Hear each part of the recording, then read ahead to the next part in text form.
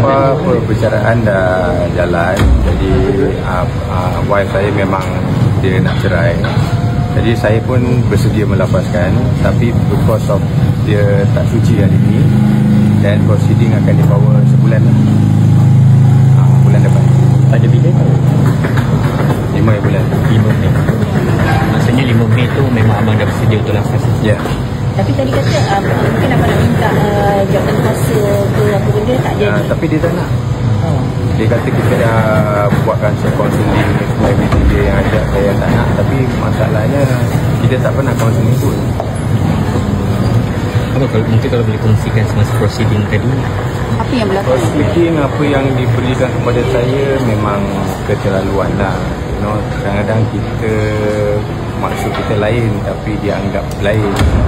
Jadi kadang-kadang saya tak boleh paksa lah. Tapi kalau ada kesilapan saya minta maaf lah. Saya nak buat macam mana, saya manusia biasa.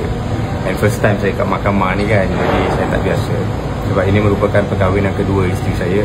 Saya pertama. Jadi mungkin dia berpengalaman lah. Cerai-cerai ni saya tak pernah. Jadi saya tak menggalakkan pun.